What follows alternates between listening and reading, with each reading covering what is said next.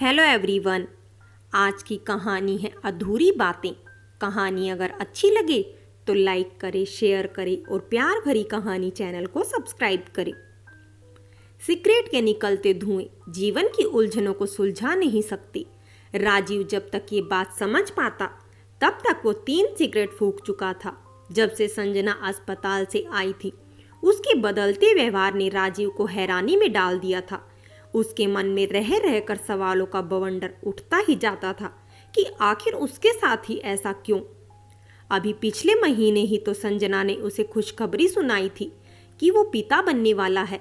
ये सुनकर उसकी आंखें गीली हो उठी कि जिस अपमान और गरीबी से उसका बचपन गुजरा उसका साया वो अपने बच्चे पर नहीं पड़ने देगा। लेकिन ईश्वर ने शायद इस अनमोल तोहफे के लिए राजीव को चुना ही नहीं था। आखिर उससे चूक कहाँ हुई? अपने काम को महत्व ना देते हुए उसने संजना का ख्याल रखा, उसकी जरूरतों और सुख सुविधाओं को खुद से पहले रखा। क्या ये उसकी गलती थी? शायद हाँ। अगर उस दिन वो संजना को कार सीखने की इजाजत नहीं देता तो अच्छा होता, पर संजना की खुशी इसी में तो थी, तो यही सही। राजीव ने संजना को लाख समझाया, इसके बावजूद ना सिर्फ उसने ड्राइविंग सीखी बल्कि अकेली ही शॉपिंग पर निकल जाती।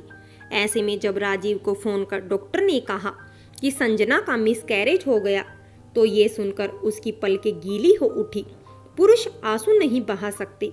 बचपन की सुनी इन बातों ने एक पिता के दुख को आंखों से झलकने भी न दिया। उस दिन से राजीव ने संजना का और भी ज्यादा ख्याल रखना शुरू कर दिया। उसे एक पल को भी यह एहसास नहीं होने देता कि उसने कुछ खोया है, बल्कि हर समय उसे खुश रखने की कोशिश करता और खुद की तकलीफों को सिगरेट के सहारे भुलाने की कोशिश करता। राजीव को काम के सिलसिले में शहर से बाहर जाना पड़ा, लेकिन उसका ध्यान संजना की ओर ही रहता, इसलिए वो अपने काम को बीच में ही छोड़कर घर लौट आया।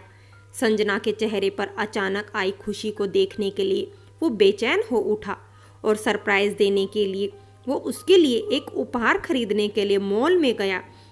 घड़ी की दुकान के पास पहुंचकर उसके पैर सामने खड़ी संजना को देखकर रुक गए, जो पहले से काफी खुश और थोड़ी बदली बदली लग रही थी, मानो जैसे उसके साथ कभी कुछ हुआ ही नहीं। इससे पहले कि राजीव आगे बढ़कर संजना को गले लगाता, वो आकाश के साथ वहां से चली गई। राजीव ने सोचा कि घर जाकर अपने हाथों से संजना का फेवरेट पास्ता बनाकर उसका इंतजार करेगा। संजना जब घर पहुंची तो राजीव को सोफे पर बैठा देखकर हैरान रह गई।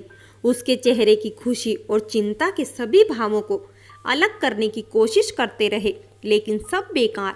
राजीव का खामोश चेहरा ये बता रहा था कि कुछ तो ऐसा था जिसे राजीव से छिपाकर रखने की उसकी कोशिश कामयाब नहीं हुई। संजना के कुछ भी कहने से पहले राजीव उठा और बिना कुछ कहे, बिना कुछ पूछे बाहर चला गया। कुछ घंटे बाद लौटा तो उसके हाथ में एक कागज था, जिसे संजना के सामने रखते हुए वो कहने लगा, मैंने हमेशा यही चाहा कि तुम खुश रहो और अपने सारे सपने पूरे करो, इसलिए मैं तुम्हें शादी के बंधन से आज़ाद कर रहा हूँ ताकि तुम एक कामयाब मॉडल बन सको। लेकिन इसके लिए तुम्हें इस हद तक गिरने की क्या ज़रूरत थी? इन सब में उस आजन्मे की क्या गलती थी? कल जब मैं घर आया तो टेबल पर रखे तुम्हारे मेडिकल रिपोर्ट देखकर मुझे यकीन नहीं हुआ, लेकिन जब डॉक्टर ने सारी हकीकत बताई तो शक की कोई गुंजाइश नहीं रही और आगे की कहानी तुम्हारे साइन किए हुए मॉडलिंग कॉन्ट्रैक्ट ने बता दी।